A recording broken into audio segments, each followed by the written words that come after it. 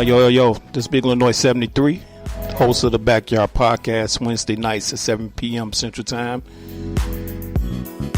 on the Built for This network. Check us out. Hosted by yours truly, with my panel, my fam. We got the sister Kim Webb, the brother Dre MC1, the brother Anuliel, and the brother HRap B. No topic is off limit. We laugh and joke. We get serious. Try to be informative. Check us out. Once again, that's the Backyard Podcast, Wednesday night, 7 p.m. Central Time. Let's go.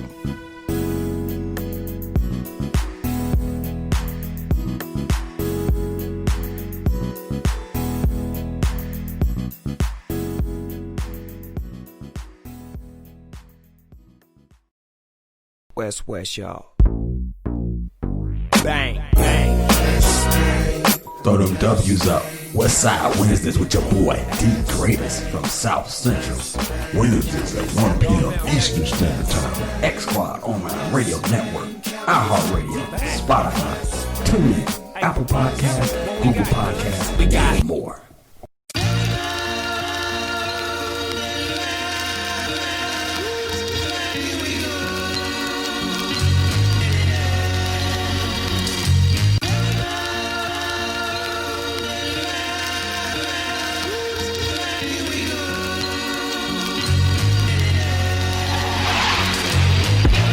Yo, this is Afro, a.k.a. All Flows Reach Out, and you're listening to Built for This network. Yes, sir. From the building, stay bomb.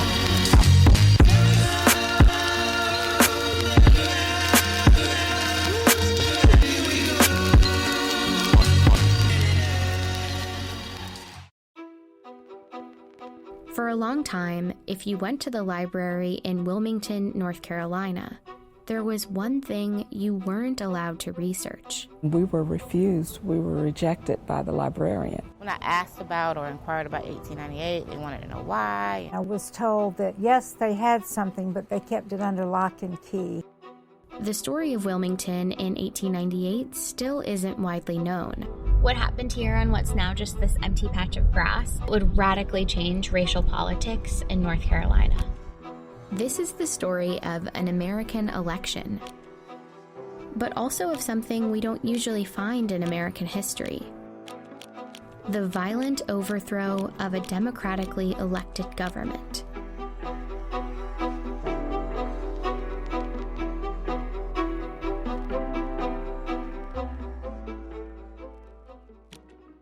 In the late 1800s, Wilmington, North Carolina was the state's largest city. It had a majority black population, and historians today describe it as a rarity in the post-Civil War American South. Wilmington, prior to November 1898, was what the New South could be at the cusp of the 20th century. There was an unusual degree of black prosperity. In Wilmington, there were successful black entrepreneurs, doctors, teachers, but also black elected officials. And for a time, that was true throughout the state. Take a look at the politicians on this poster of the 1889 North Carolina House of Representatives. Here at the bottom are black Republican representatives, some from Wilmington. North Carolina also sent 4 black Republicans to the U.S. Congress between 1875 and 1899. The Democratic and Republican parties of 1898 in many ways occupied opposite parts of the political spectrum than they do today. Most African Americans were voting for the Republican Party, and the Democratic Party was white voters almost exclusively. White supremacy was the central focus of the platform for the Democratic Party. Republicans in North Carolina were successful in part because of a third party called the Populist Party, made up of mostly white farmers fed up with the tough economic times. North Carolina populists joined up with Republicans to form what they called the Fusion Party. And in the elections of 1894 and 1896, the Fusion Party defeated the Democrats in sweeping victories statewide. That meant North Carolina now had a government that shared power between black and white politicians, including a newly elected Republican governor. Together, they moved towards reforms that would favor black Americans and working-class whites. This was something that the Democratic Party folks were simply not going to accept. A multiracial government wasn't just a disappointment for Democrats. It was more like a humiliation. They needed a plan to take back control of the state in the next election.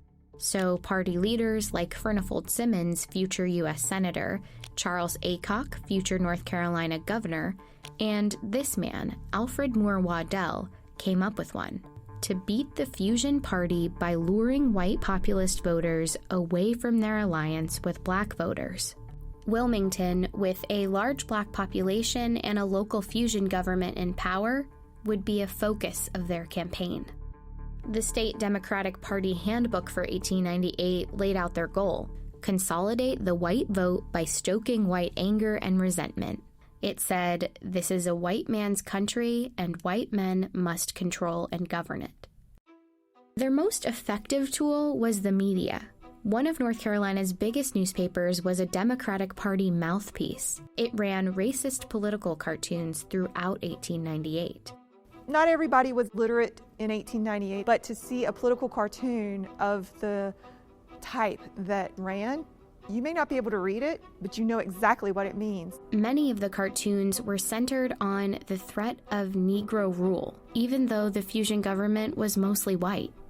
They also played up another fear. Black men threatening white women became a theme. White men need to do all that they can to protect white womanhood. This was all part of North Carolina Democratic strategy, but it echoed the national racist rhetoric of the time.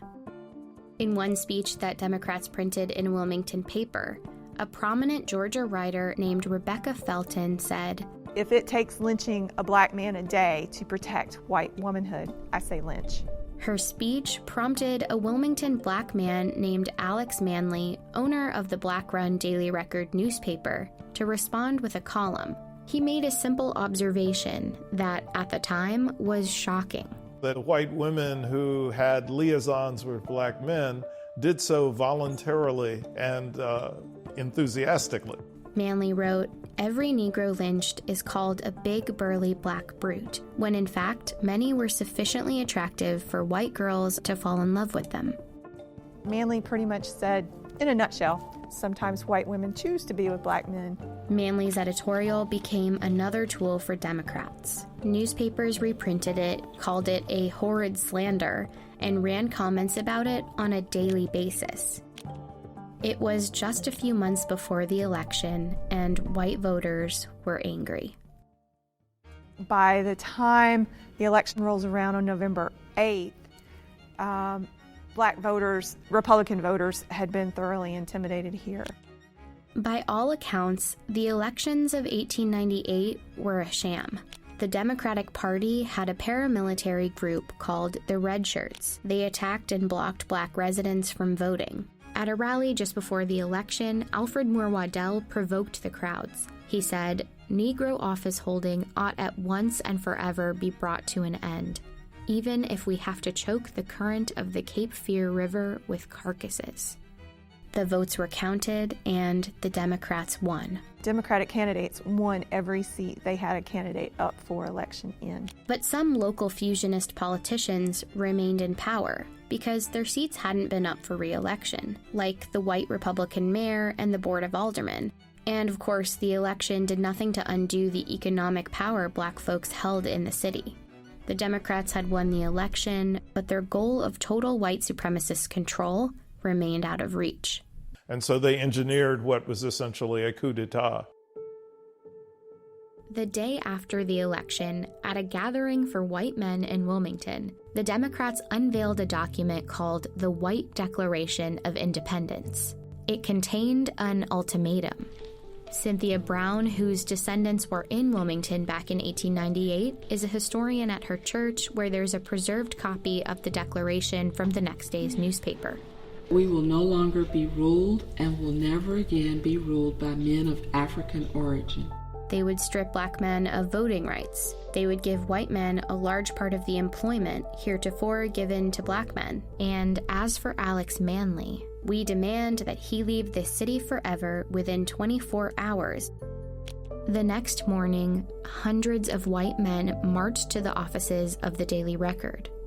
Manly was gone. He had fled to save his own life. They set the Daily Record building on fire. This is where it once stood. Once the white leadership destroyed Alex Manly's printing press, they destroyed one way in which the African American community in Wilmington could organize itself and keep itself informed.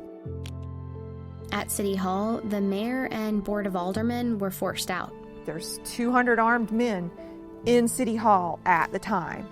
They didn't do it of their own free will. And as they resigned, a new member selected by the Democratic Party was voted into office. Waddell, who once threatened to fill the Cape Fear River with black bodies, was the new mayor of Wilmington. Meanwhile, the mob had grown to about 2,000 men, and the violence spilled into the streets.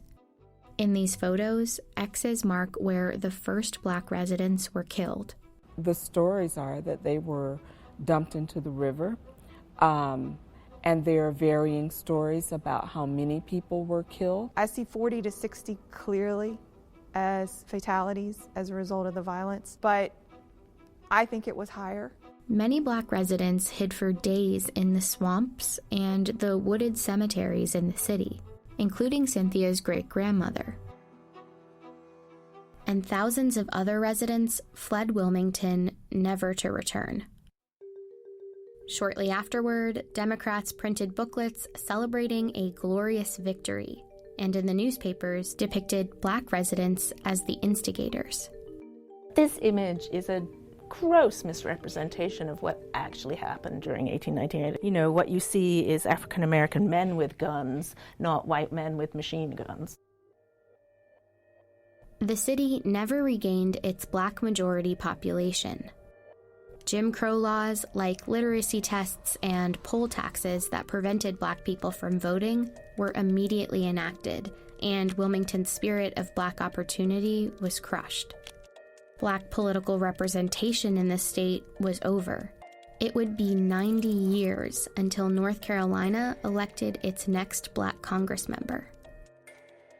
Wilmington did a really great job of covering up a very dark past for a very long time. Over the years, the textbooks on North Carolina's history have struggled to accurately describe what happened in 1898.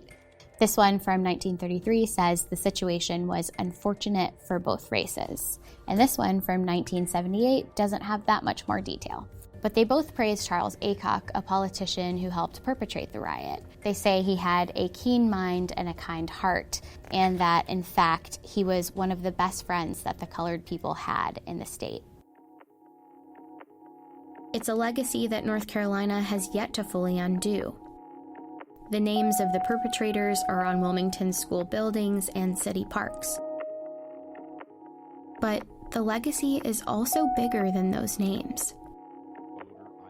Turn on the news, and the state's long history of political suppression echoes. We turn to a strict new voter ID law in North Carolina. Racial gerrymandering and a push for new voting maps. The court says the Republican-led legislature redrew congressional districts along racial lines, violating the Constitution. There's a tremendous amount of intimidation that is still felt by the black community. It doesn't have to be mass mayhem and violence in the streets. The strategy shifts towards designing state laws in such a way that you could exclude blacks from voter participation. The subliminal pursuit of continuing the white Declaration of Independence. And if you don't see it for what it really is, it can happen all over again.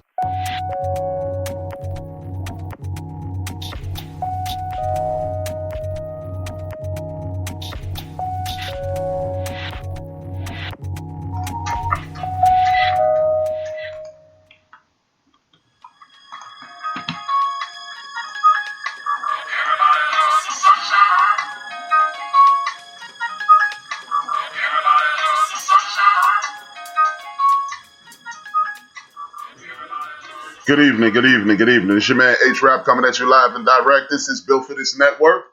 How you doing? Good evening, good morning, good night, good afternoon. I'm accurate at some point in the world. I got a worldwide audience, so I must be accurate.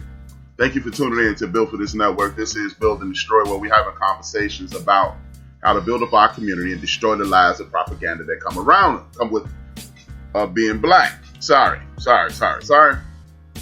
Now, with that being said, I want to thank you guys for tuning in. I am HRap, and you know how I saw each one of my shows. I acknowledge my ancestors, because without them, there is no me. So, my ancestors as well as my family. The family that I include, if I exclude you, sorry, charge to my head, not my heart. Now, if you want to see me, go to the end of the bench on youtube.com. And if you just want to listen, continue to listen to the link, please hit like and subscribe on YouTube. Hit thumbs up. If you're on Spreaker.com, hit the like button, and we can continue from there.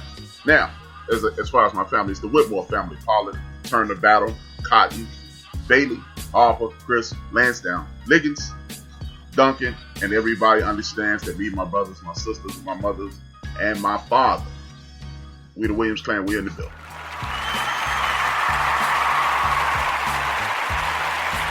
Thank you for tuning in. If you're tuned in either way, or if you're coming in late and hot, or if you get to leave early, you can always catch us back on Spreaker.com. Look for Built for This Network. You can check me and all my label mates. Then you can go to YouTube.com, Built for This Network Radio, or The End of the Bench. Then you can go to Apple Podcasts, Spotify, iHeartRadio, Google Podcasts, Castbox, Deezer, as well as Podcast Addict, or wherever you download your podcast.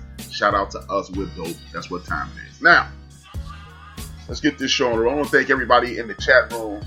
I want to thank everybody in the who are background listeners. You know what? In a little while, I may even open up the phone lines so you can communicate with us. Well, communicate with me. There is no us today. And then we'll get this thing popping. You know, if you heard the beginning of the show, I hope you did. I really hope you did. And it basically gives you an example of what happened a week ago Wednesday was not a unique situation. As a matter of fact, what happened Wednesday happened 100 years ago in May. May 31st will be 100 years since the most popular black massacre in America. And when I say popular, that's because a lot of folks believe that's the only time that happened. You got Peoria, Illinois. You got Compton, California, Watts. You got Liberty City, Florida. You have Wilmington, South Carolina that they spoke about. You have Philadelphia, Pennsylvania. And all you have to do is simply Google Red Summer. Well, from May of 1919 until October of 1919, white men in this country went around this country upset that we wasn't, bossing anymore, and we were not praising them, and we were not afraid of them anymore because we just saved y'all ass for the third time. Revolutionary War saved y'all ass. People don't realize that George Washington and his crew almost died until a black man showed them how to immunize against smallpox, and bam, here we are. Winter, Civil War, the exact same thing. They were losing the war until they they signed the emancipation. Once they signed the emancipation, because please believe, nobody freed us. Stop that lie. We're going to kill that lie going forward. End of the bench, we're going to kill that lie. Nobody freed us. We freed ourselves. And then 1865, he allowed us to have arms. 5 months later, you know the rest. We win the war, get screwed again. And World War I, World War II, Korea, Vietnam, the Gulf Wars, whatever, every time you turn around, we're saving their asses. And if you don't like what I'm saying, sucks to be you. I'm not going to apologize. I'm not going to be coming to joint apologetic about my history and my people. Y'all know I love my people. I don't hate anybody, and I'm not going to ever say that again. I'm never going to say that again. I don't hate anybody, because if you think my pride destroys you, that's your problem, not mine. I'm never going to say that again. And I know I've said that before, but I'm going to make sure I never say that again because it's insulting to me. It's insulting to my intelligence. And if you are stupid enough to believe I have time in my life to hate anybody, then you're too stupid to listen to my show. Period. There it is. Period. Full stop. Let's get this show on the road. But as I was saying, the top of the show highlighted the insurrection in Wilmington, where you had a town predominantly run by people that look like me and you, and the people that look like other people had a serious problem with that situation. As you heard, people went out of their way to destroy us. They went out of their way to destroy us. I just put the link for the YouTube channel in the chat room on Spreaker.com. So if you want to come over and check me out, please do so. But as I was saying, the thing that happened 2 weeks ago is the thing that happened 2 weeks ago is not an anomaly. This isn't a one-off. This isn't something that, hey man, we don't know what the hell's going on. Yes, you do. You know exactly what's going on. You know exactly what's going on, and it's not unique. It's not something that we've never seen before, and you just heard it. Look, when you're dealing with people who are wicked and evil, what they do is go out of their way to destroy everything about you that's positive. See, when you destroy someone's history, they don't know how great they are. Like, okay, for years, I didn't know my father was a basketball player. I didn't know my father did anything. I was too afraid because he died before I was born. I was too afraid to ask my mom. I knew the details of his death, so I didn't ask him about it. So guess what? I played basketball. I was extremely athletic. I didn't really hone my skills in basketball because it really wasn't a big deal to me. I got an uncle named Richard, though. I knew his past. I knew Richard played with the Spurs. I knew Richard went to an HBCU.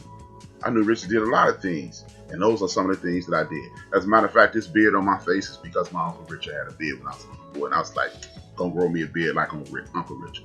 See, when you know your history, you'll be able to build your life around whatever you're trying to do, because you'll understand that if this guy and my family was able to accomplish that, then damn it, I can do it too.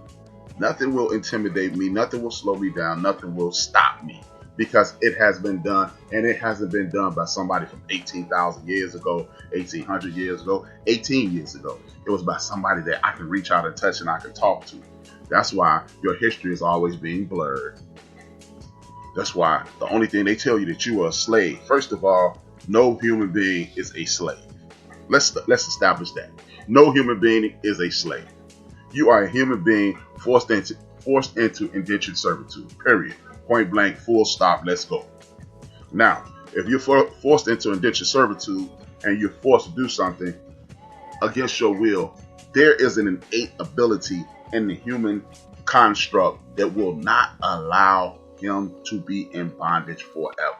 If you don't believe me, why do you think they created the police department? Because there were people who were in bondage, enslaved ancestors were like, hey, oh, you looking that way, I'm going this way, and I'm running hard. You see what I'm saying? You know, you hear stories about our great ancestor, Harriet Tubman, but that was a man before her, and there was women before her as well. But see, you never hear about that because they want you to believe that she was this anomaly, and the other people who were enslaved were just happy with their conditions and did not want to get away. No, quite the contrary. Our brothers, sisters, aunts, uncles, and relatives did everything they could to escape the bondage called the U.S. chattel slavery. They did everything they could. Some people were afraid to do it. Some people said, hey, I'm going to deal with it until, and other people just said, look, if I have to die, so be it.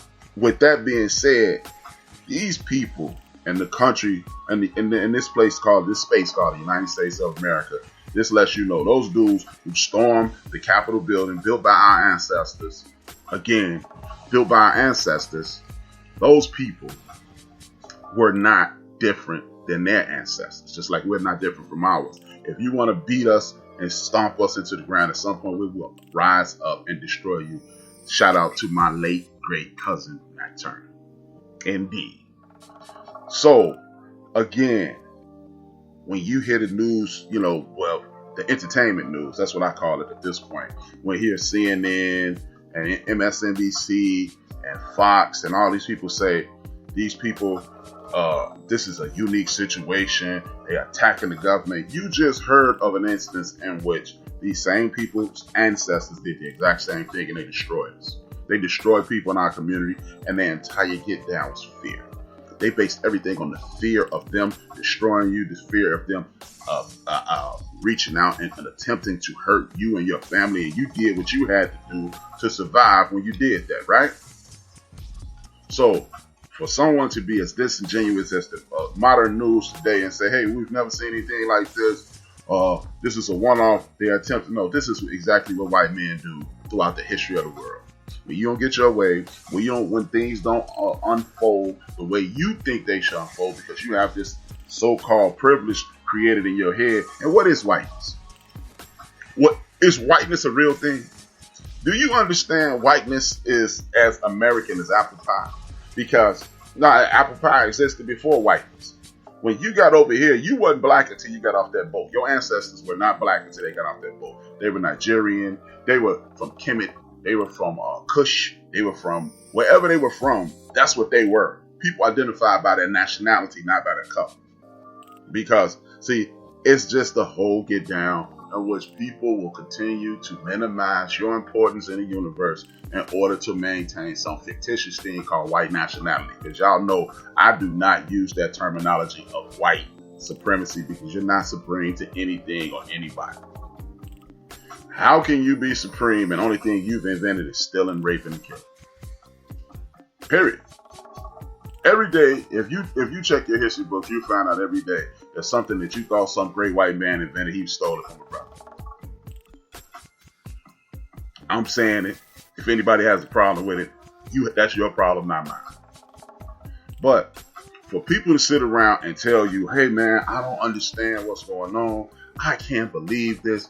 This is par for the course for the white man that's in America. Again, back to what I was saying. There's no such thing as a white person. White people don't exist. Now, you got Europeans. You got people from Spain. You got people from Italy. You got people from United Kingdom. You got people Germany or wherever, Polish people. But none of them white. What is white? That's a made-up construct in order to establish dominance over anything and anybody. That's why when you hear people say, well, I don't need, everybody should be treated equal. No, they shouldn't be. Everybody should be treated fairly, but equally means everybody is up under this white man, this fictitious white man, and everybody else is fighting for the scraps.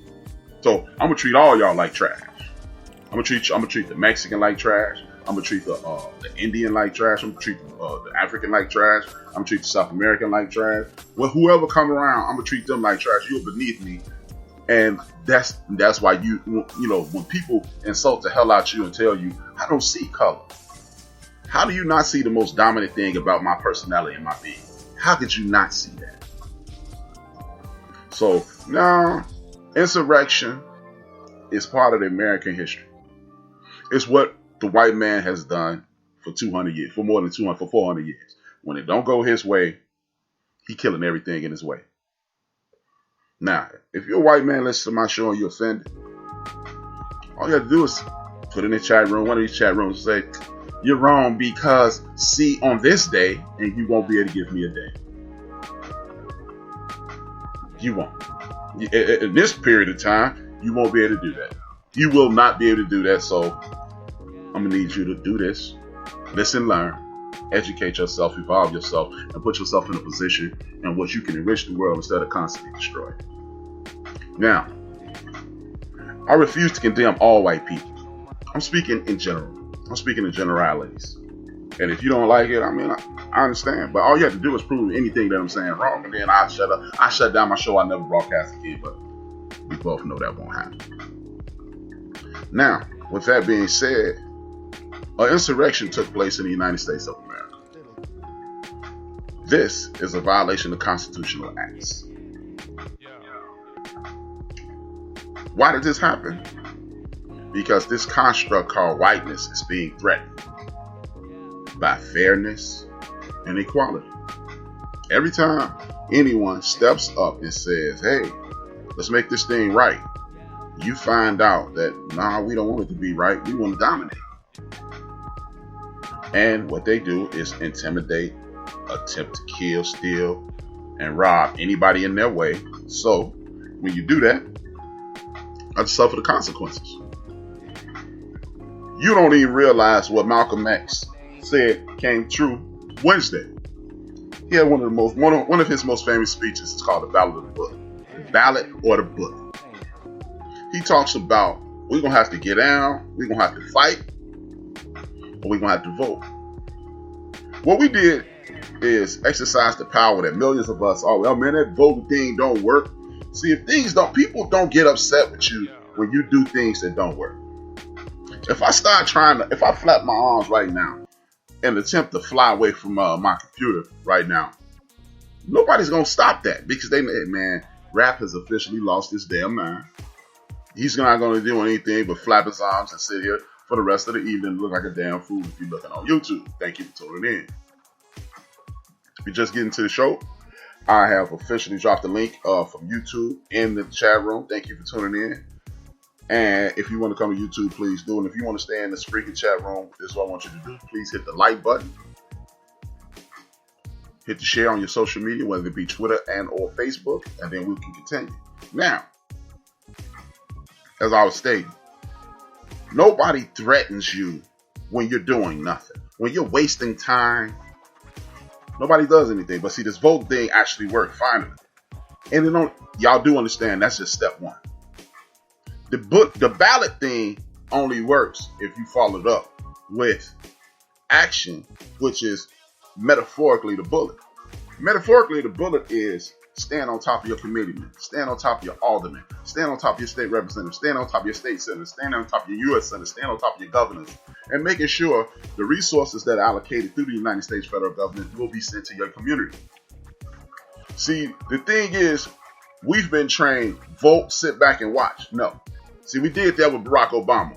Everybody, Jesse Jackson, my man Jesse Jackson, our elder Jesse Jackson, sat out in a place in Chicago called Grant Park.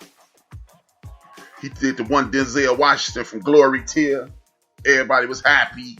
Oh man, we overcame.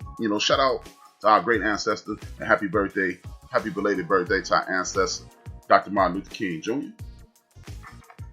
But everybody was like, oh man, we made it. And then we didn't ask Barack Obama for anything. And then we sit along the sidelines and say what he didn't do. And you know how you shut that down? Hey, bro, sister, he ain't do anything. What you asked for? What did you want him to do? Oh, well, see, he did this for the Latinos. But what did you want him to do? He did this for the gays. What did you want him to do? If you don't have an answer for that, please don't complain. It's okay to be upset that he didn't do anything. It's okay to sit on the sideline and say what he should have done. Now, seeing how over the last 16 years we ain't getting anything done for us. We didn't quote unquote get anything done for us. This is what I want you to do. I want you to look around your community. I want you to look at your brothers and your sisters. I want you to talk to your aunts and your uncles and figure out what we need in our community. If you haven't done that already, I want you to organize amongst your friends. You don't have to be Stacey Abrams.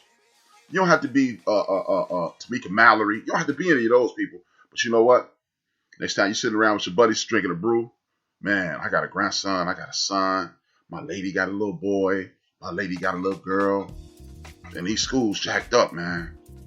We need to stay on top of aldermen such and such so we can get some of them funds allocated to our after-school programs and so forth and so on. Some of your smartest people have been incarcerated. Mass incarceration has decimated our community to the nth degree, right? But guess what? Some of those brothers are organized beyond belief. I had a late cousin, one of my favorite cousins, Vincent Williams, $50,000 a day in drug money. He got out of the penitentiary, opened up his own call center. He's making $100K a year. Profit. After he paid all his people, he's putting $100K in his pocket. You dig? So, utilize those guys. But see what you do, how you utilize those people, ask them for the organizational skills. Ask them how they put things together. And then you employ them with a corporation that you, with a clean name, create. And then you get funding for the United States federal government and you make your community better. That's what you do. See, enough of standing around him and a horn and complaining and jaw jacking, talking about what's not going to happen. Look, I would argue that most people in our community don't even have a passport. So you're not going anywhere. So if you're not going anywhere, you need to make sure this is the best possible place for you. Period.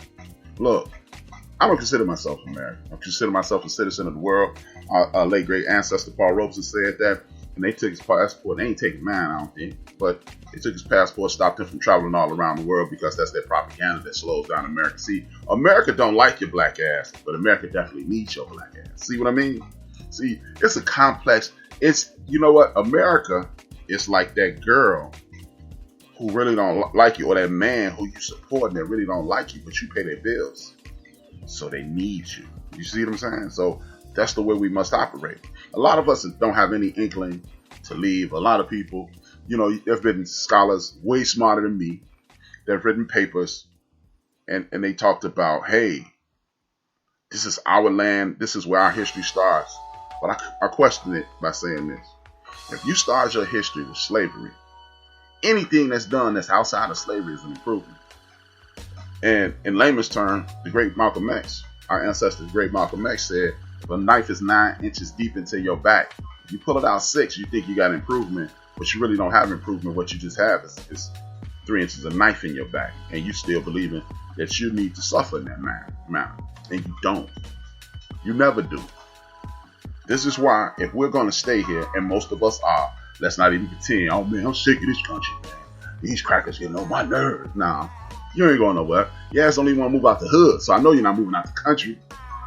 But if you're going to stay here, you need to make this thing as palatable as possible. And that's how we're going to do this going forward. Because my black ass more than likely ain't leaving either. My black ass is not going to leave America either unless I have a tremendous opportunity, which I wish one come along, and I'm working. You see my face. I'm doing it right now, working towards getting the hell up out of here. But, you know, even then, I doubt if I would leave. But we must organize. And the people who've listened to my show before, this is almost a broken record, but I have to keep saying it because we see, for years, my friends and my family members was like, yo, B, why you so angry? Why you hate white people? And I just knew what they were capable of, because history tells me that people are capable of destroying you even if you don't want to be destroyed. You see what I'm saying? Even if you don't think they will. And people always say, well, not all white people are that. But not all anybody. All black people good. There's some people that are closely related to me that I wouldn't trust with as far as I could throw a brick underwater. So to be foolish enough to believe all is something good or bad, that would just make you foolish. Period. Full stop. That's all that does. You are foolish if you believe all of anything is one thing. But I'll tell you this, it's not enough of those good white people that y'all always remind me of to protect us. And this is why watching this insurrection, watching this siege of the United States, attempted siege of the United States government, and knowing your history in regards to siege of the United States government and how we always end up on, like, as my mother would say, the shit end of the stick. This is time for us to get a lot of things in order. Because, see, you're in a position in the United States of America today to understand that you don't have to accept this. See, when you're dealing with an entity that really doesn't like you and does everything to destroy you, well, it is your choice, it is your option, it is your responsibility to protect every man, woman, and child in your community. You do not, your neighbors don't have kids. You have kids. Your girlfriend or boyfriend or significant other does not have a kid. You and her or him have children. Period. See, that's the problem. You keep thinking people in our community, are in this alone. Every time somebody hurts one of somebody else's kids that you know, they hurt one of your children. Take on that mentality. Another thing, we must get our health, our mental and physical health in order. Again, we must get our mental and physical health in order. You can buck, oh man, I don't have to do it this way. I don't give a damn how you do it. You need to, A, move your big ass like my big. I used to be this big. Now I'm this big, and then by the end of the summer I'll be this big. And that's your goal. We can no longer be heavy. Oh man, your woman feeding you good. Your woman is killing you, or your man is killing you, sister. My man cooking, he killing you. As I stated on Black Love Friday last night, shout out to Big Illinois. He was the soundtrack of the joint, him and Knox. But as I stated on the show last night, it's amazing how you will go to a funeral of somebody who had a stroke due to eating too much pork chops, hamburgers, and pizza and all that. They had a stroke because of the high blood pressure and so forth and so on, right? And then you go to the repast, right? After you get from the repast, you go eat the same food that put your relative in the ground. We gonna cut that out. Do you have to cut out everything? No, you don't have to listen to me at all. But what you need to do is substantially cut back on it, because it has been proven that this is what's killing you. This ain't me. I'm not making this up. I'm not the smartest guy in the world. Well, if they start lining up the smartest people in the world, you know how long it'll take for them to get to Brian D. Williams Sr.? But I do understand that if we don't get our health in order, we'll kill ourselves. We will kill ourselves. So, and then the mental health thing. We're going to get out of this judgmental space. That's what we're going to do. We're going to get out of this judgmental space. So that way, our friends and family members can come to us and have conversation with us about the things that are stressing them out. See, if you want to sit around and judge folks, that's your hard ass luck. I don't have time for it anymore. No one really has time to be judged. No one likes that. There's nobody in the history of the earth that'll be like, man, I sure wish people start talking about me behind my back, because that just makes me happy. That it was said by nobody in the history of the world. So, but until we start doing those things, we will continue to suffer the consequences of the foolishness that we deal with on a regular basis. You got white nationalism attacking us. You got the food industry attacking us. You got the government attacking us. You got the police attacking us. You got each other attacking us. See, part of that is, again, what we're putting in our bodies. Think about it like this. And my man Mike said this last night. At one point in your life, if you're my age, you may have eaten McDonald's once a month or every other month. You ate fast food rarely. You got a whole generation of people raised on hot crunchy curls, chicken McNuggets, and Big Macs and foolishness like that, and 4 for $4 and Popeye's chicken and stuff like that. When Popeyes used to be when your mother had a whole lot to do and she couldn't get home and cook, and you and the kids would be hungry, or your parents, depending on your living situation, right? So when you're living like that, the food may, even though it's poisonous, and it's still poisonous, it may be conducive to what you need at that moment. So you're dealing with it, right? You're dealing with it. There it is. That's how we living right now. Okay, cool. But at this point, everybody's eating fast food every day, so we need to get our health in order. See, when you start putting all this ravenous meat in your system, oh, what a bad move that was. And you start putting this meat in your body, it affects your mind. Remember a few years back, a couple decades ago, mad cow disease, when they start feeding cows, and people start going crazy. The cows start going crazy. Whatever you put in your body, you become that. You are what you eat. So, it might be in your best interest to cut down on meat and start eating vegetables and plants and things like that more. It's your choice. If I'm saying something that sounds crazy, then it sounds crazy. Then you keep moving, you keep living, and you keep waking up them aches and pains. And you keep being drained, and you keep not having good sleep, and you keep doing it that way, right? Once you realize that, you'll start thinking better. Once you start thinking better, you start doing better. Once you start doing better, you will realize things like, for all intents and purposes, Stacey Abrams and the black community just saved the United States of America's ass. Again, if these people were crawling up the walls of the Capitol building because they assumed they got cheated, just imagine had they won. Just imagine had they won. Just imagine had they won. So, now you got people like PayPal, Chase, Twitter, oh, we're backing up off the Republican Party. We're not going to send any more money to them because if we send money to them, we funded terrorism and da-da-da-da-da. So, at what point did you not realize that this dude standing on stage telling people to grab them by the pussy, excuse me, ladies, telling people to, remember he told, if you got protesters, don't be so nice to them. Police bang their head on the car and put them in. Mexicans are drug dealers and rapists. Black people live in shithole countries. You remember all that? At what point did that not let you know that this might not be a good guy to hit your, as they say, hit your wagon to? At what point did you not say, whoa, this might not be a good move. This might not be the move. See, but again, the reason they're not doing that in the name of right and wrong, that's called the bottom line, right? The reason that's called the bottom line is because guess who powers Twitter? 27% of the people that's on Twitter look like me in America.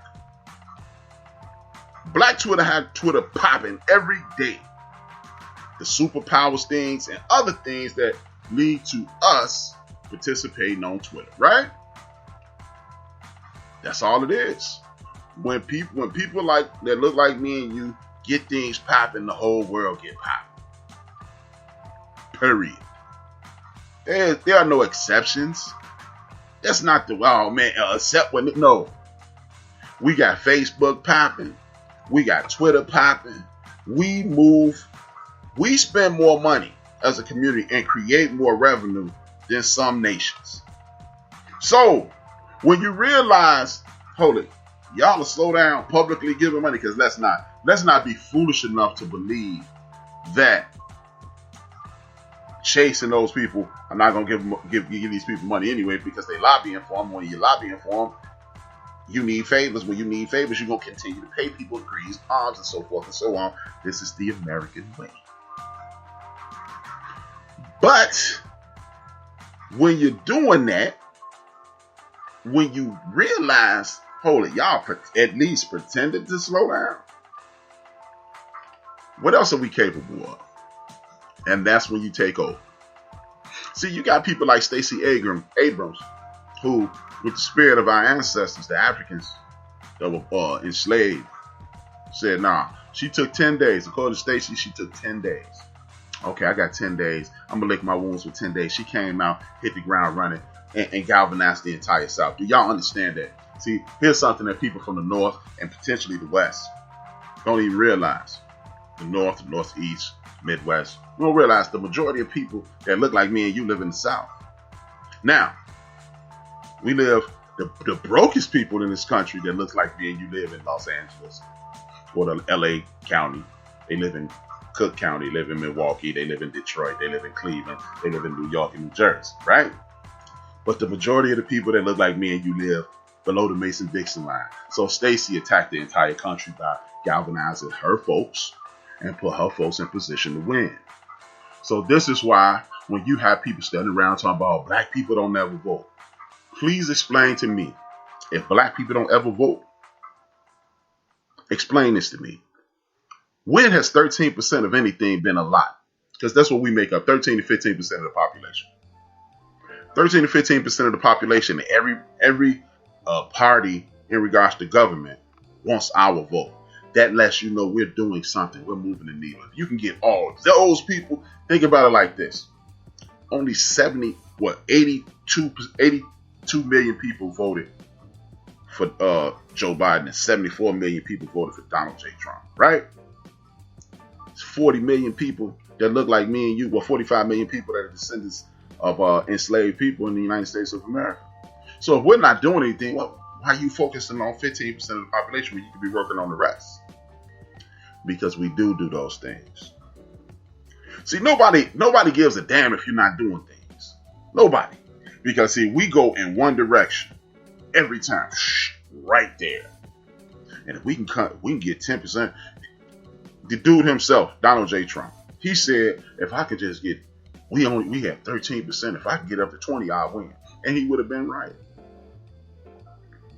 And if you realize your power, then, and only then, you will be able to Maximize your power. So PayPal and Chase and Twitter and Facebook, even the dude at Facebook, he got so much money. He even told Jeff Bezos they disconnected from people because they don't want you, the number one consumer in America, to withdraw your dollars. Because look, this is the way it works.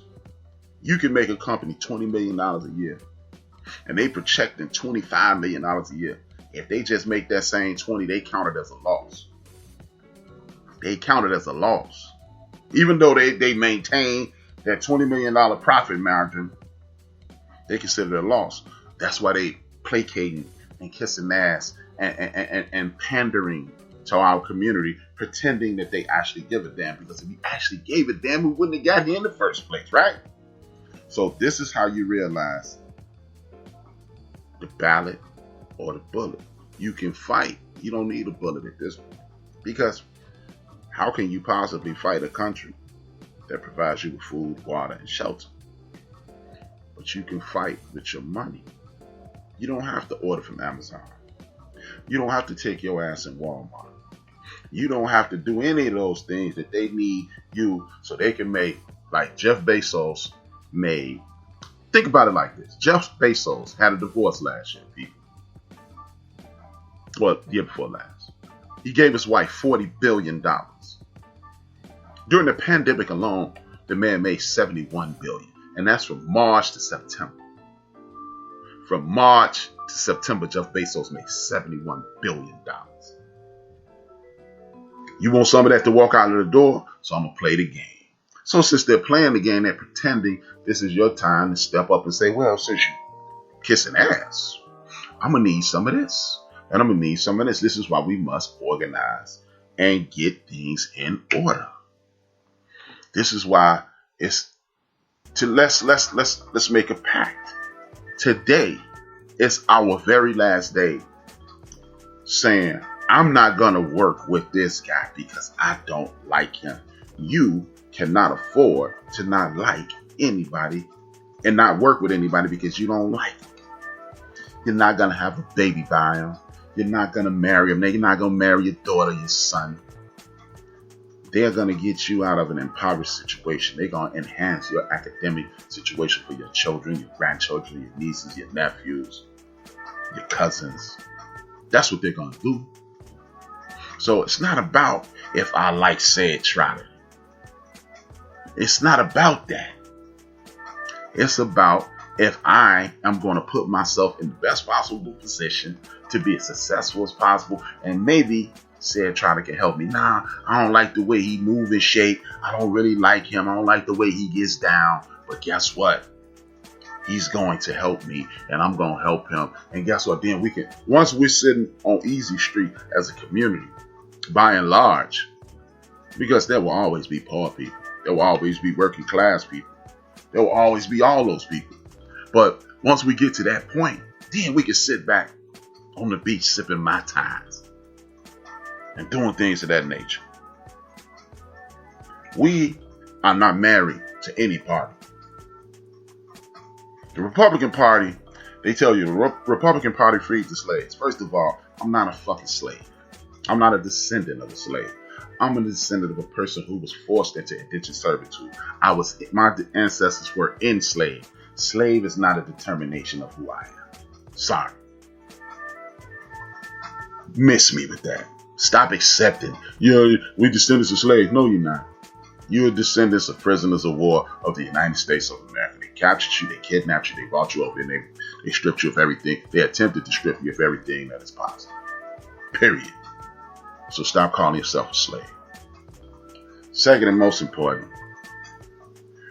you have an innate ability to overcome things. The fact that I'm smiling, well, I'm not smiling right now.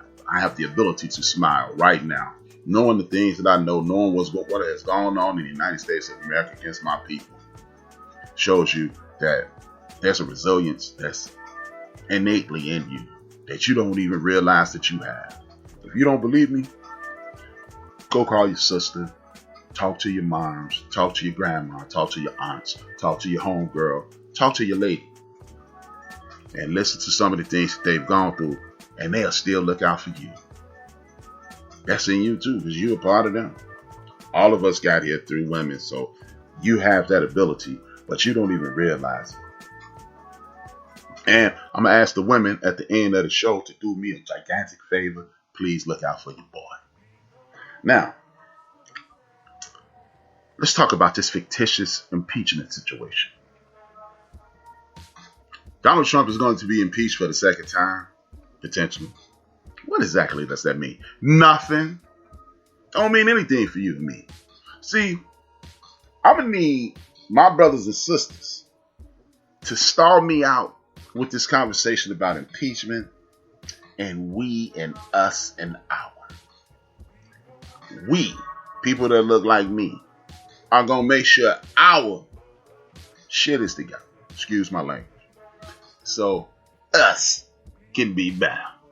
And I know, look, if you're looking for an English program, he's on down the road. But those are the we's and us's we need to be concerned with. Because, hey, this white people stuff, man. See, because you got Joe Biden on TV. We've never seen anything like this. Yes, we have. Y'all turned dogs on my father. You know what I mean? See, that's the thing. That was so long ago. My father. So that means I'm directly connected. I mean, you did it to my mom. So this we and us and we did it. No. We need to galvanize our community so us can get things in order. That's the we and us. They brought a Confederate flag into the Capitol building. Brothers and sisters, which one of those flags did you any good? The Confederate flag or the United States flag? Because, okay, let's go with the propaganda they tell us. Because in the North, it was cool. I live in Chicago. Chicago is a synonym. It's the dictionary definition, and that's a lie. If you've never been to Chicago, this is one of the most racist cities in the United States of America, hands down. There is no place. There's no place in the South that you can say, oh no, it's way worse than. No. So they brought a Confederate flag into a building that has never done what it lived up to the promises that they told you to do, and you talk about this is an embarrassment. Now, what is an embarrassment is you didn't get your 40 acres, 1 mule, and $100. Some of us got it, and then they took it from some of our ancestors. Once they cultivated the land, the government came in. Shout out to Andrew Jackson, piece of trash. Yeah, that's who did it. Indian killer Andrew Jackson. And then they want to talk about, we're going to impeach this dude because of the insurrection. If you're serious about an insurrection, you do what Thomas Jefferson did. The vice president started an insurrection. Because back then, the vice president was the dude with the second most votes. Thomas Jefferson saw that my man was trying to overthrow the government. Pah! Right there in the White House lawn. Yeah. Open the book, bro. Sister. Open the book. You'll find out. See, that's how you handle insurrections. That's how you handle those things. Because this conversation, what is the conversation? The FBI is rounding up the people who attacked the Capitol. Yeah, they rounded them up. You know what you could have did? You could have sent the National Guard in there. Let those people run amok in that building, right? Let them do all the destruction. Because when they came out, you could have had the National Guard surround that building, and now we're going to see what's up. See, everybody, oh man, if that would have been us. Look, man, why even have that conversation? If my uncle had breasts and a uterus, he'd be my aunt. So all this if, woulda, coulda, it's not going to happen. But they're rounding them up. See, this guy, he was an Olympic swimmer. They should take his medals. Man, really? Let me tell you why this is a joke. If you ever go to Congress, which it's going to be a long time before they letting folks in there for probably with the COVID and with the foolishness. It's going to be a long time before they let people in there. But if you go there, you'll realize that it's insanely difficult to find anybody who you don't know where they are. You got police officers letting people in. And these people are going directly to other people's offices, right? Now you got government officials that can't find congressman such and such's office, but you got people who just randomly ran into this building and went right to people. One of the Congress people, I think it was, no, it wasn't Nancy Pelosi. It was somebody, I can't think of her name right now, and it's really inconsequential. She ran to her office getting ready to hit the panic button. The panic button had been ripped out. These people were led into that building. These people did this on purpose. This was not a coup, or this was not a random act of violence and a coup. This was a coup d'etat. When you got people on the inside and the outside helping you overthrow things. Because if they were serious, tell you what. You don't think, if you don't believe what I'm saying, one of you Billy Badasses, I got a couple homies, or a couple people who listen, that they participate in nefarious activities. And I'm not ashamed. They my friends. They my buddies. They my supporters. But have some of you in the Crips and the Bloods, or some of the GDs in the Vice Lords here in Chicago, or whatever gang is in your area, have some of y'all run up to the Capitol and just run towards the building. Matter of fact, run towards City Hall in your town. Watch what happens. It's not gonna end well. And if it does end well, they're not gonna wait to arrest you. They're gonna arrest you on the spot. Let's just say they had a shame with strength, and nothing happens violently. You get arrested on the spot. So all this nonsense about Joe Biden on TV talking about this and that and doing all this hemming and hawing, and Donald Trump not going to the inauguration, and we need to not have an inauguration because we scared. Have it. I wasn't going nowhere. I've never watched one. Not even the brother Barack. I'm going to have a better job, I swear, to have a better job than HRap be on Built for This Network and get paid $1 million pension when I get through doing this, whether I do it good or bad, and my wife get a $500,000 pension, whether I do it good or bad. Amen. Who watching that? Well, a lot of people watching, but I don't care. I don't care.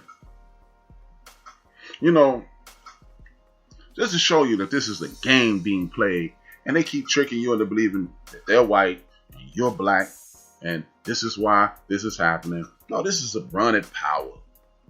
This is a run at power. They get dumbass poor white people to buy into their ideology, and they screw them too. Don't believe me? Watch this. Anybody feel like driving up to Flint with me to get a glass of water? Oh, no, you don't want to do that, do you? Because our man, Barack Obama, went up there and faked. He took a midget sip of the water. See, it's good. Nah, man. Excuse me, a little people sip. Midget is not a good word anymore. But seriously. Seriously.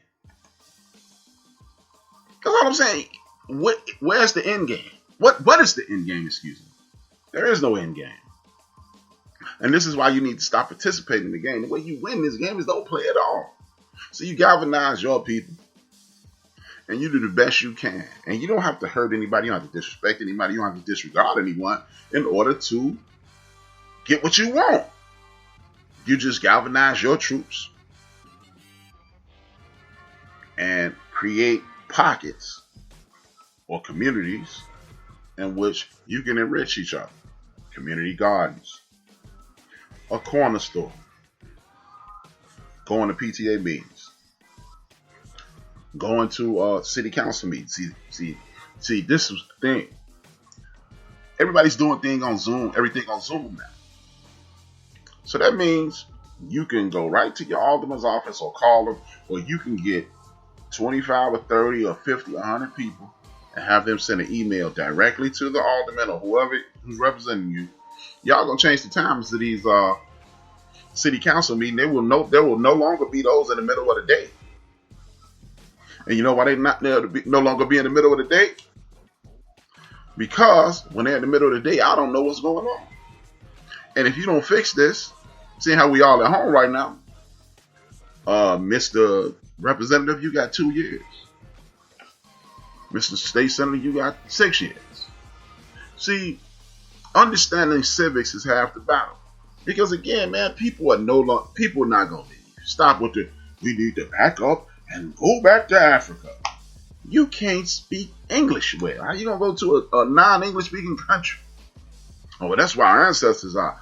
I would love to have a passport that said I'm a citizen of Ghana, citizen of South Africa, citizen of Ethiopia. I would really love that. But seeing how most of us are not gonna do that, we need to fix our backyard over here in the with the United Snakes of America.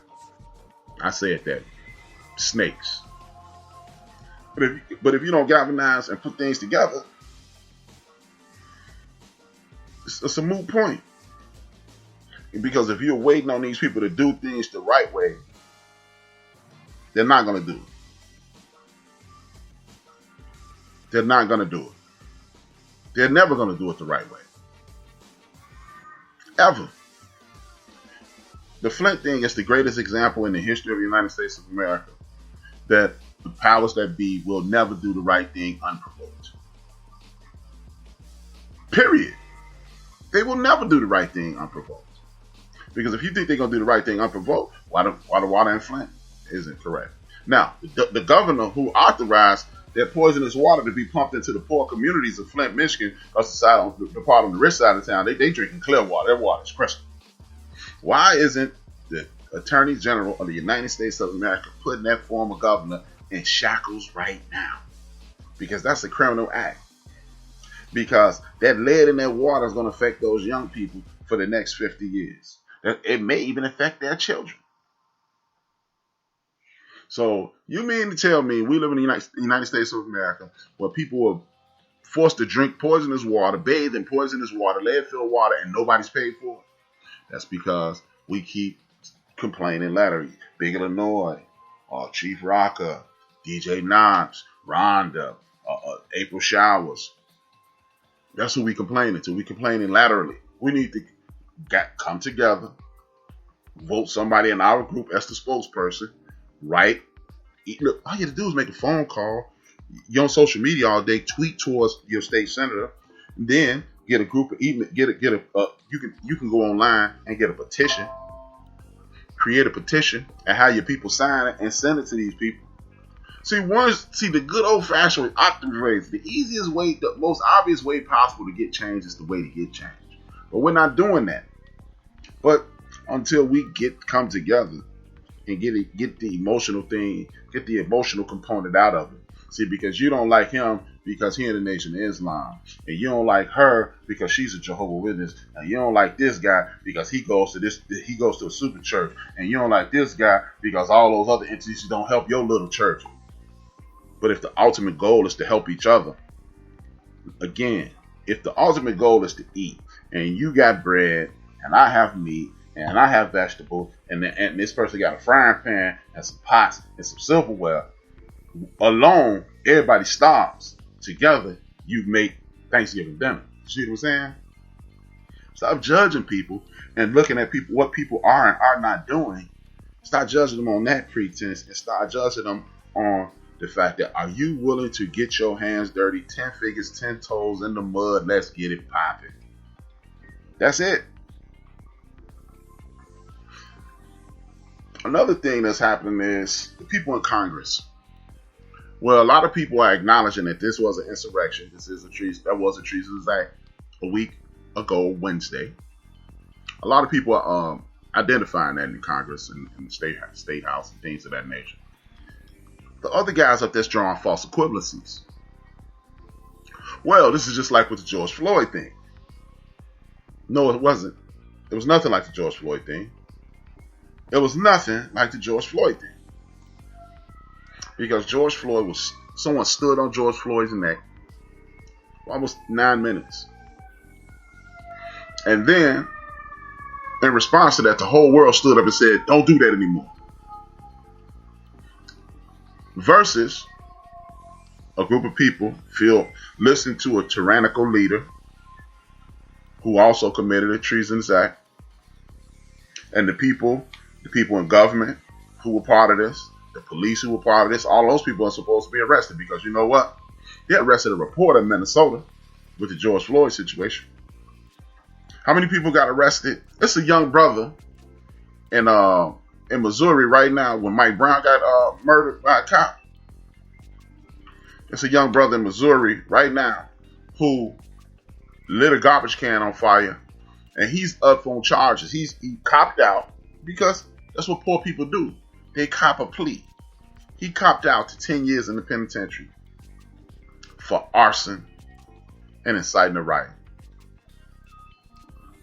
All he did was arson and theft. He took a Snickers and set a garbage can on fire. So how's this like the George Floyd thing? How's this like the Mike Brown thing? How's this like the Freddie Gray thing? It's not.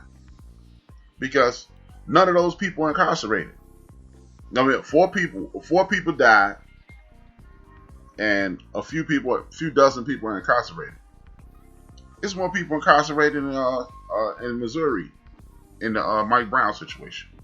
It was more people incarcerated for the Freddie Gray situation.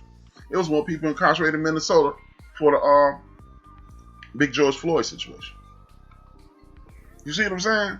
So when you try to draw the false equivalency of someone being murdered for no reason at all versus a gang of hillbilly henchmen running towards the state building and starting an insurrection and attacking the United States federal government,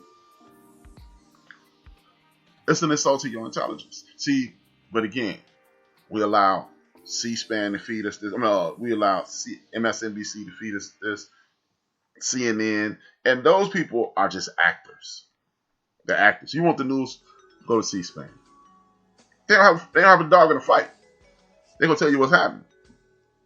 It's traditional news. That's what they're doing now. But Don Lemon, really? Don Lemon, you really believe Don Lemon is giving you the real story? You outside of your damn mind. You are literally outside of your mind if you think Don Lemon is going to keep it funky with you. He's not. This is the most important part of the conversation today. I need our folks to stop being active participants in our demise.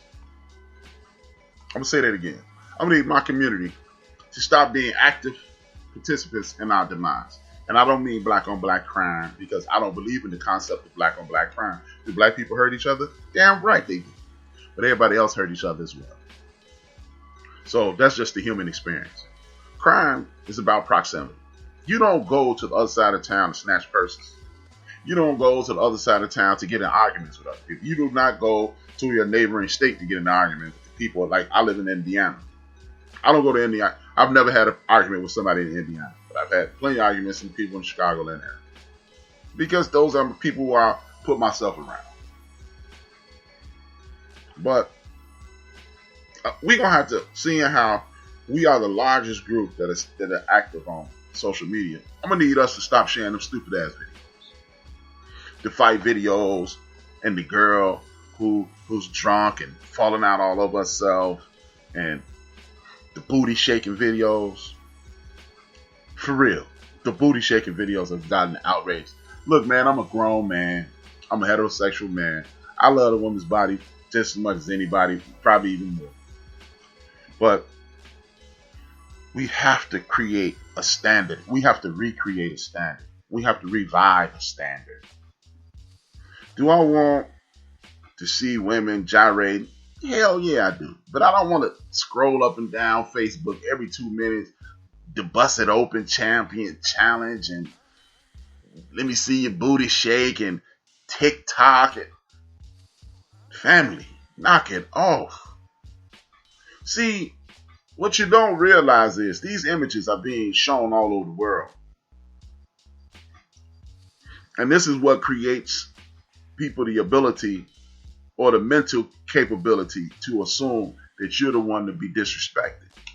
And then you disrespect my lady, and I gotta knock you out. Or I got to hurt you to let you know that's not to be done. You disrespect my daughter, I gotta hurt you.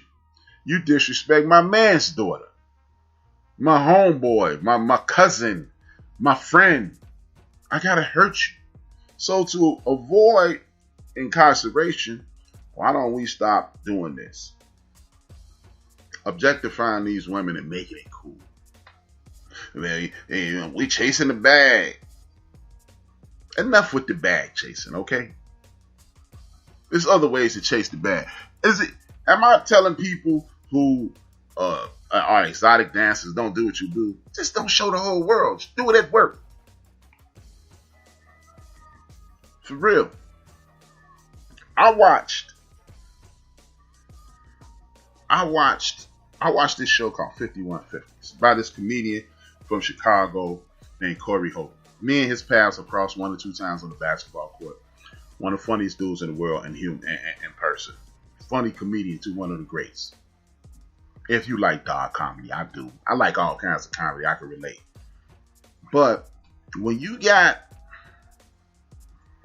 a guy like Corey Holcomb who created a brand, 5150 is a brand. Coast to coast, border to border, Corey Holcomb is the guy, right? I watch his show faithfully every week. It's hilarious. Sometimes it's outrageous, but I enjoy it. If it's a crime to enjoy Corey Holcomb, so be it. Guilty. But due to whatever's going on in his psyche, the way he viewed things, or what have you, the homie Corey blasted one of his good friends and one of his co-hosts by the names of Zoe Williams. Zoe calls himself the voice of reason. And I don't want to go into it, but you watch one black man denigrate another, two black men live on air. Corey has an issue with another one of his friends called Ray Grady. He attacked Zoe because you can clearly see it was something else going on. And I counted 17 separate videos on YouTube today of men talking about the Corey Holcomb and Zoe Williams and Ray Grady situation. Some of these videos had 35,000, 6,500, 14,000 views. You got armchair psychiatrists talking about Corey Holcomb and talking about his inadequacies, calling him a sucker. You got all kind of derogatory things being said about Corey Holcomb. Whether they're true or not is really not my issue. My issue is, why must you, the podcaster, the what do they call it? The influencer. Why must you make your money off Corey Holcomb and Zoe Williams' pain? The reason I'm disappointed in Corey is this. You had a right to have disagreements. On Tuesday, me and Big Illinois had a big blow up 2 weeks ago. But me and Big Illinois have been rocking since 82, 83 or something like that. If we had an issue, we would have handled it. It's a disagreement. It flared up, and that was it. Then later we talked, and it was over. But at no point would me and Big Illinois argue on these airlines, on these airwaves, to the destruction of our friendship. And that's what it looks as if Zoe and Corey may have done. Look, people are human beings. Human beings happen, blow up. You get emotional. You feel like you're being attacked. I'm not telling you not to have disagreements, but we don't need to do this in public spaces. If you have an issue with somebody going forward, your girlfriend, your baby mama, your lady, your wife, your husband, your cousin, your friend, or whatever it is, friends, families, relatives, or partners. Don't do this in public anymore, people. We're better than that. We're better than that. Stop being a contributor to your own trauma. That's what I'm saying in a nutshell. These two grown men, one of them 49, one of them 52,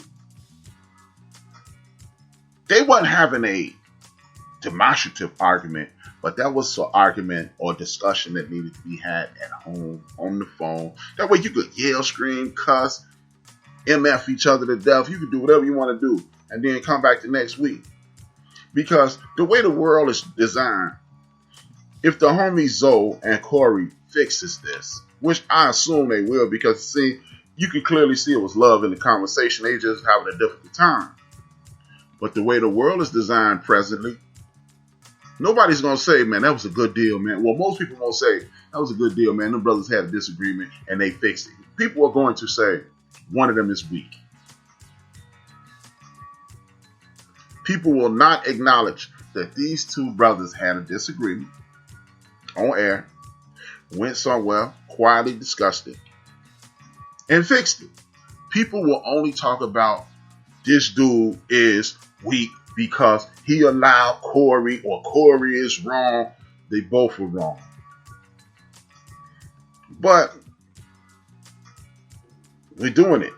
We're doing the dance. We're doing the dance. And this is the part I told you, sisters. It's a lot on black women's plate. I know that. I'm watching Stacey Abrams. I watch my mom. I watch my aunts. It's a lot on black women's plate. Creating us, caring for us, feeding us, procreating with us. It can be an arduous task. I understand. But I'm going to need the sisters to do me a favor and raise your standards. See, I grew up in a world where neat and clean cut was the deal, was the order of the day. And the thing is, I'm not attacking women because they just loving the man that's in front of them. But I'm going to need you to start elevating these brothers, because obviously the brothers ain't got enough damn sense to do it themselves. Now, there's some brothers out there that's looking at me, oh man, not me. Well, I'm not talking to you then, am I? But there's some brothers out there that don't understand that your pants off your ass is not cool. But the sisters are so dope, they've actually accepted madness. They've accepted pants off your ass. Only time a sister should be seeing your ass is if it's in an intimate situation, or you coming in from work and you about to take a shower. There's the only time anybody in the world should see your drawers. But see, I come from an era, and I'm not even a clean cut guy, not at all. I get my hair cut, that's about it. I'm washing my ass, but I'm not shirt and tie, preppy and nothing. But I remember a time in my life where if you wasn't very neat and very put together, you wasn't getting any attention from the sisters. I'm gonna need the sisters to go back to that. Women, y'all don't realize it, and what they call this? I'm spilling the tea. You don't have to have a shirt and tie on. You don't have to have the finest clothes on. You just have to look like an adult, or look like a person who wants to be an adult.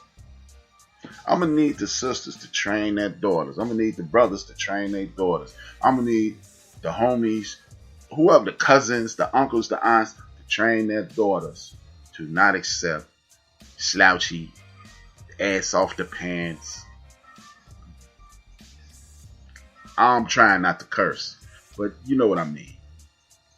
Seriously, man, because Dave Chappelle cracked this joke. No, Cat Williams cracked the joke. He said, I don't like Alizé, but women do. And Dave Chappelle cracked the joke. He was like, the only reason men buy houses is because women like houses. He's like, if you could live in a cardboard box and still get a woman, it'd be a bunch of dudes living in cardboard boxes. Now that's extreme, obviously. But what I'm saying is, you guys are the key motivators.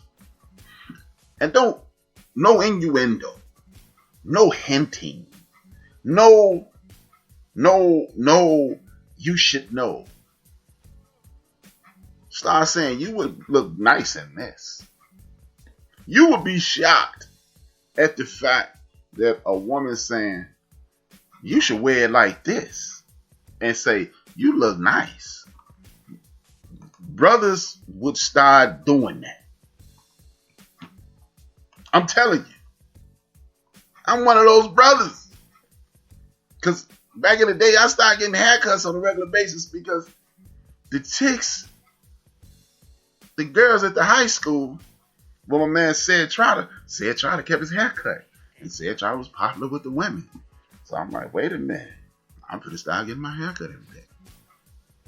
I'm starting getting my hair. And so I'm at my man Patrick Chris' house every week. Let me up, P. Look out, take care of me. You know, I never have elevated to the suit thing because that was never my get down. That was never, ever, ever my get down. And I wear a shirt and tie when it's appropriate. If we go to a professional situation, I wear a shirt and tie. We go to a dinner, an elegant dinner, I wear a shirt and tie. I'm relaxed after that. You know, I'm a bit, I'm rock me a dashiki or something, t-shirt or whatever. But I'm going to be relaxed.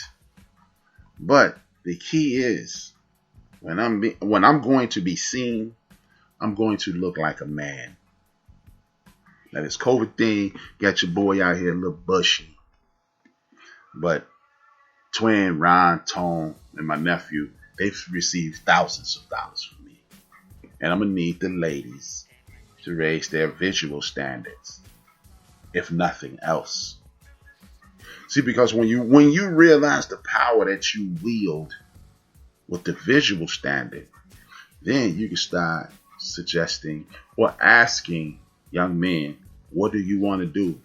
Because women are natural organizers. So, what do you want to do, boyfriend? What do you want to do? And then he'll, I want to do this. And a sister will go get all the information you need to go get it. Well, here you go. What's this? If you do this, this will put you on the path of your dreams. And what we'll do is talking to somebody this week, and they mentioned that once you secure your nuclear family, that's the foundation of the community. So you taking care of this man emotionally and mentally. You're sick of these white folks mistreating you. You're sick of these people disrespecting you. You're sick of this. You're sick of this hard time. Well, you can do this because you're good at that.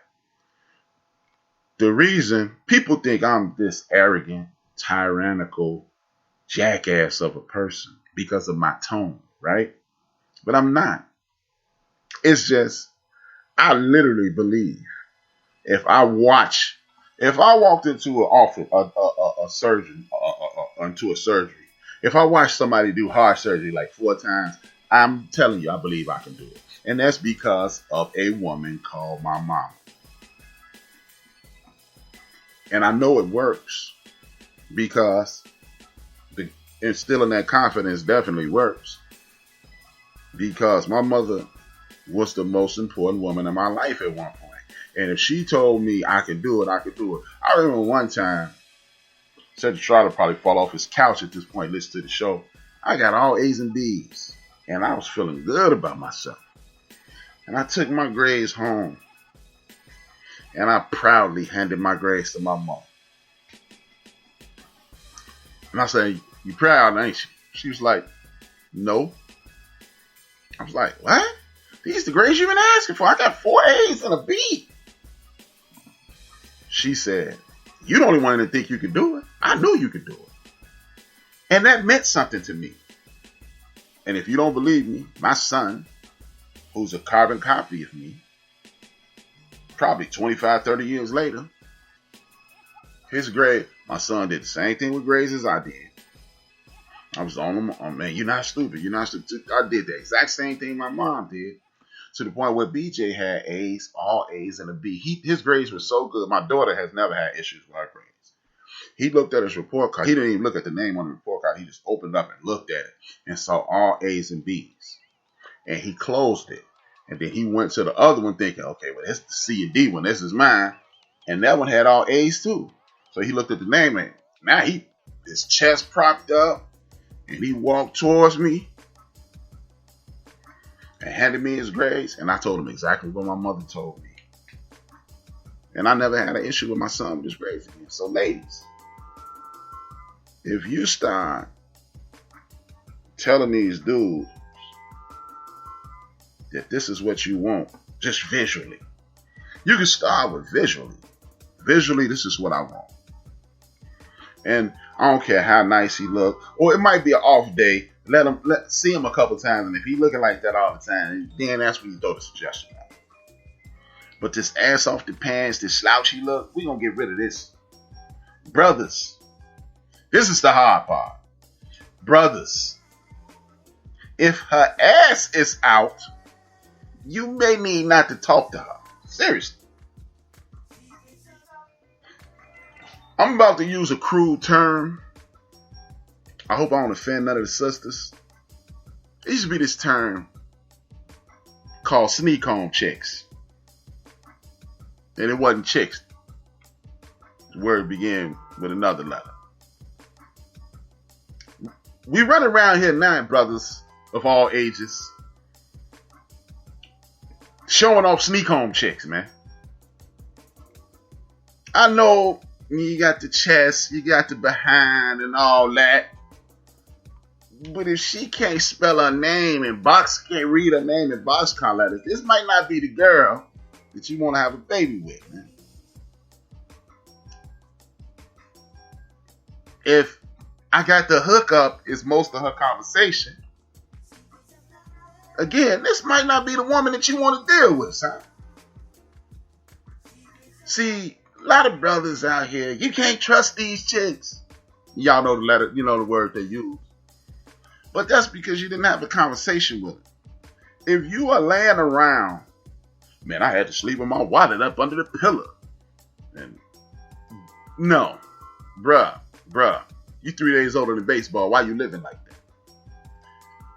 If your kids could have gone to school with this girl, or not too far behind in school with this, if they could have been in elementary school together, that might not be the woman for you, man.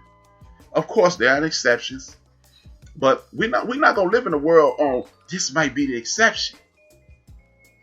We're gonna live in a world where we're gonna have standards.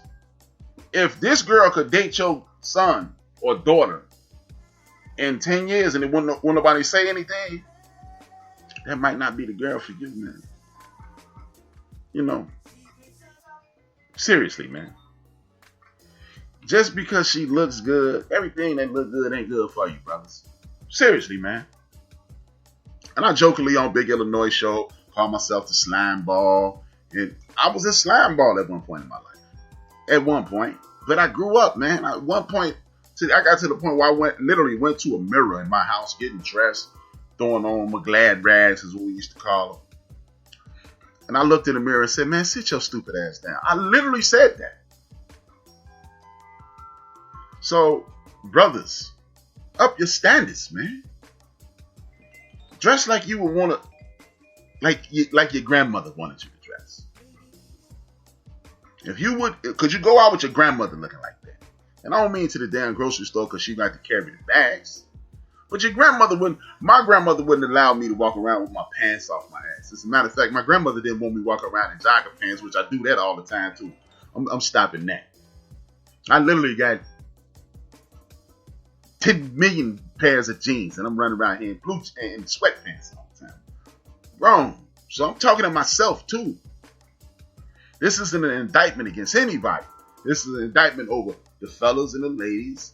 But see, the ladies don't realize the power that they will. This is the kind of power the ladies will. And they unknowingly, some of them know they have it, but this is a reminder. Women, understand. If y'all start saying, I'm going to date the next dude that smell like pork chop grease and walk through the lion's den, it will be a bunch of dead men at the zoo. Because the pork chop, they're going to be wiping themselves down, going to the zoo, getting killed by them lions. That's just it. Understand the power that you will, sisters. If this dude want to kick it with his homies, he's not the one. All he want to do is hang out with his friends. First of all, he might be not the type of guy you want to date. And I don't know. I'm 50. I don't know one man that want to kick it with the homies more than he want to kick it with a lady. Not one. Correction. One. But he's a special case. So, if you're not getting the attention from this man, 2 fingers, 1 word, you out. as my man Cedric Trotter just put in the get down in the chat room, that weed thing too. Look, do what you gonna do, man. Do what you gonna do in regards to marijuana or whatever.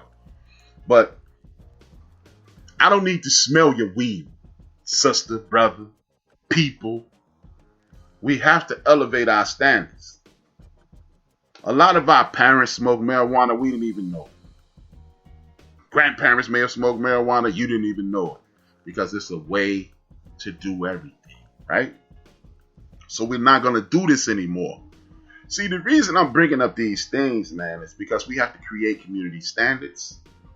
We have to put ourselves in situations in which we will enrich each other. And if you don't have the common courtesy to not come around me smelling like marijuana, to come to my house smelling like marijuana, come to a young lady's house smelling like marijuana, she might have kids. Even if the woman smokes marijuana, more than likely she's not smoking marijuana in front of them young people. So don't come to her house smelling like that. That young man, you might be cool to her, to that young person. You might be a cool guy. So pull your pants up, man. Because you don't want him. Because at some point in your life, you will pull your pants up. You will. You will pull your pants up. And you won't walk around with your ass hanging out with your pants. And you won't walk around smelling like weed. So that young person, look, your kids are recording you. And they will download it onto the world. So with your ass out your pants, the little people are going to have their asses out their pants. And if you twerking, your daughter's going to twerk. I'm not saying don't do it at all, because what's done in private is done in private. That's why they call it private. You don't need to let everybody know your business. Arguing on social media, dressing like you're 16 years old, young brothers, old brothers. Sisters dressing like women of the night. It's not a good look. I'm speaking to myself because, again, I got about 50 pair of damn jogger pants in rotation. And I'm finna cut it out. Because it's a way I need to be looking at 50. I don't need to have on jogging pants at 50 all the time. It's cool every once in a while, the weekend or something like that. But I'm about to start. I'm changing it up. I want the young brothers and the young sisters to see me with the gray joint and go, hey, that's an older guy, relax. I want the sisters to get that same respect. But me personally, and I know a lot of these brothers in here listening, they can attest to it. That people, a lot of men will change if women raise their standards. Don't just support me because I'm your brother. Look past me. I guarantee you, you look past some of these brothers and they could be somebody with their act together. Or talk to them, hey man, you don't never wear a shirt and tie, huh? Or you don't never look nice. What's going on with that? Oh man, I work in construction. I'm sorry. And the next time you see him, he gonna be casket shy. Trust and believe it. Y'all control the world, sisters. Y'all got the world inside of y'all here. Men act right with their daughters, with their mothers, their grandmothers. So they need to be acting right with these ladies. So ladies, don't just accept any old thing. Brothers, lust is not your friend. Lust is not your friend. Every man in here know what I'm talking about, man. Optically, it's banging. But if you ain't imagining nothing, again, I got friends in the chat room I've known since the 80s. And if we didn't look, we never at the girl with everything, with her breast busting up out of her turtleneck. We never really was checking for her. With the skirt, with her drawers hanging lower than her skirt. You know what I mean? So, brothers, step your behavior up, step your presentation up. It'll help your mentality. And do like the sisters. Open a book, right? Open a book. The homie D-Great has made this suggestion that we need to start a book club. And maybe we need to do that now. Because Start reading, man. Start talking to your lady about something besides love and hip hop. No, I'm not even gonna go there. But with that being said, man, I'm not gonna even do that. I'm not gonna do that. That's a whole. I ain't got that much time on my hand. With that being said, man, we're gonna step up our standards. We're gonna galvanize our community. We are going to take on the responsibility of taking care of each other. We're gonna stop using the terminology of the people who've oppressed us, black on black crime, hoes, bitches, excuse me. We're going to stop using that N-word. For real. We're going to stop using that N-word, son. The N-word got to go, man. See, because that's why you can shoot another brother. Because that N-word didn't piss me off. I'm going to go get that N-word. But if you start saying, brother, it's harder to shoot somebody when you put brother. It is. Just try it, man. We're going to cut down on this madness. We're going to get rid of this foolishness.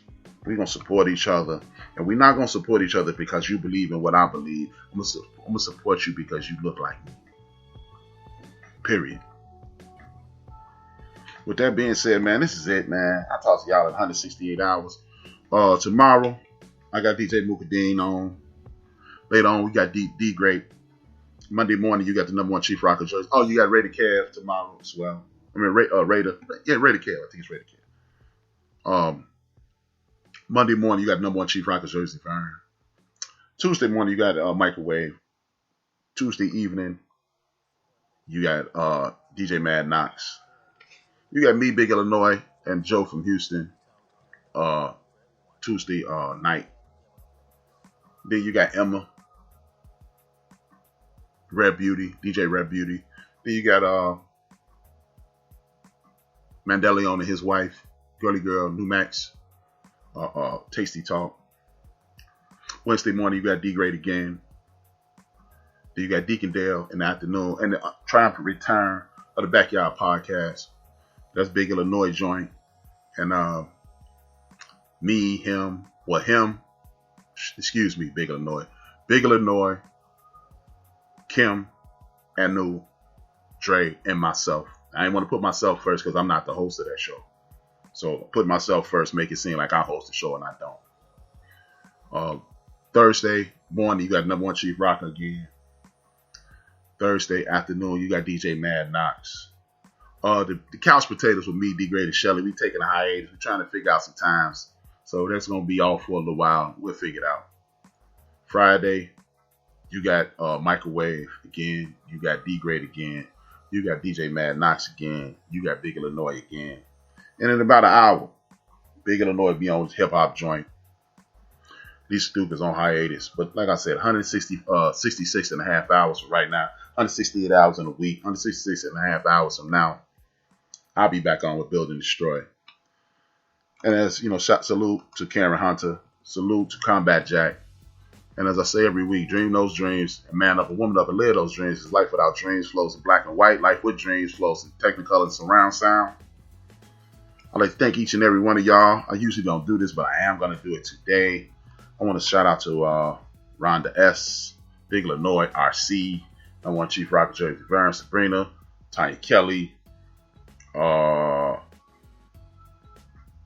April Showers. April, you have to send me the times for your shows so I can announce your shows as well. MCDE. I got Sabrina. I got the homie D Great. I got Joe from Houston in the chat room. I got Moni. I got Sister Black Swan. And in the chat room, please, again, before I log off, I need y'all to do me a favor. Go to YouTube, subscribe to the YouTube page. The link I just put in there, I'm going to put the link in the chat room again. Do me a favor, subscribe to the YouTube page. Hit the like button. Don't cost you nothing. You ain't going to have to do nothing. Just go to the YouTube page, subscribe, hit the like button. Ain't going to cost you nothing. We're going to work these algorithms. We're going to get paid. We're going to continue to get paid. We're going to continue to build this empire. Hit the like button on Spreaker.com. And as I say every week, 2 fingers, 1 word. It's your man HRap. I am out.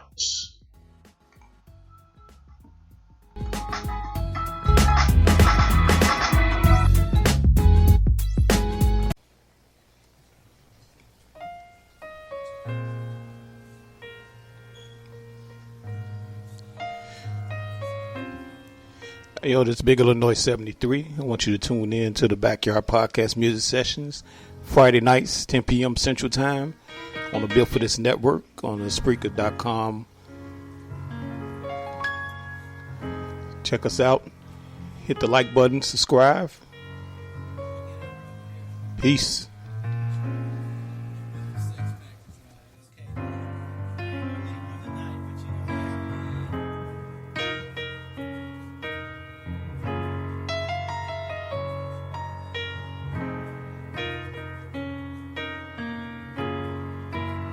So real. It is real. It is real. It is real. We are Built for This network for the strong, not the weak.